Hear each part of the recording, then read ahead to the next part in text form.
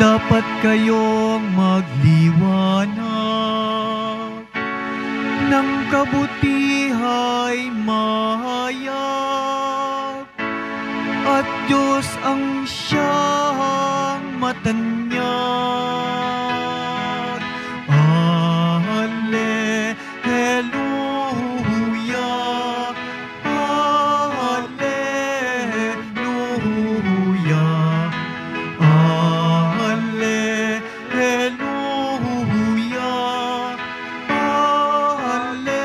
alleluia. Sumainyo ang Panginoon. At sumaiyo rin Ang pagpapahayag ng mabuting balita ng Panginoon ayon kay San Lucas. papuri sa iyo, Panginoon. Noong panahong iyon, sinabi ni Jesus sa mga tao, walang taong nagsisindi ng ilaw at pagkatapos ay tatakloban ng banga o ilalagay kaya sa ilalim ng higaan. Sa halip, inilalagay ito sa talagang patungan upang makita ng mga pumapasok ang liwanag. Walang natatago na di malalantad at walang lihim na di malalaman at mabubunyag. Kaya pagbutihin ninyo ang inyong pakikinig, sapagat ang mayroon ay bibigyan pa, ngunit ang wala ay aalisan, pati ang inaakala niyang nasa kanya.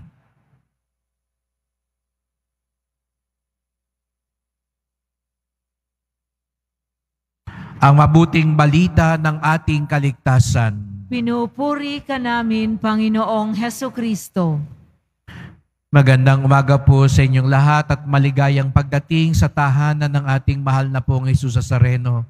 Binabati din natin ang mga kasama natin online, lalo na po mga may sakit at nag-aalaga sa may sakit, at mga kababayan, mga kadeboto natin mula sa iba't ibang panig ng bansa at daigdig na nais sumama sa pagdiriwang ng banal na misa dito sa ating simbahan sa Quiapo, sa Basilica Minor at Pambansang Dambana ni Jesus Nazareno. Minsan pang ipinapaalala sa atin ang ating bokasyon bilang mga Kristiyano, mga alagad, tagasunod, deboto ng ating mahal na Panginoon, na para baga daw tayong sinindihang liwanag kapag ang kandila, ang ilaw ay sumindi. Hindi maaring hindi ito mapansin, maramdaman, o makapagbigay liwanag sa iba. Ang ilaw ay hindi para sa sarili lamang. Ang ilaw ay para higit sa iba. Kaya tayo nakakakita, hindi lang dahil sa ating mata, kundi dahil sa liwanag. Kaya kung mapapansin ninyo, pag lumalabo ang mata, kanina pagbaba ko, nakalimutan ko yung salamin ko, dahil kung sa ating mata dumarating ang punto, kailangan natin ng liwanag para tulungan tayong makakita. At ganun din sa buhay natin, kailangan natin ng liwanag. Opo, nagliliwanag ang Panginoon. Ngunit sa kanyang kabutihan, minabuti niyang ibahagi sa atin ang misyong ito, na tayo din magbigay liwanag sa ating kapwa, maging daan para makita si Jesus ng ating kapwa. Ang tunay na deboto na ipapakita si Jesus sa kanyang kapwa. Ang tunay na alagad, hindi lang sa sarili niya, hindi lang sa kanyang sariling kabutihan at kapakanan ang kanyang debosyon. Ang kanyang debosyon namumunga para sa ikabubuti at ikatutulong ng kanyang kapwa. Ito ang ipinagkaloob sa atin. At babala ni Jesus Nazareno, kung hindi rin daw natin ito pagyayamanin, ito ay kukunin din sa atin. Kaya wag nating isipin na wala tayong kakayanan. Wala tayong kakayanan na ibahagi si Kristo. Hindi po totoo yun.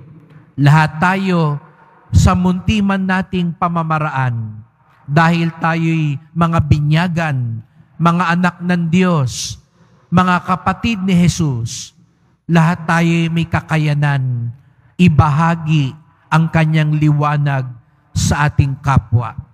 Ngayong araw na ito, natitiyak ko, meron kayong makakatagpo na nangangailangang maramdaman si Jesus.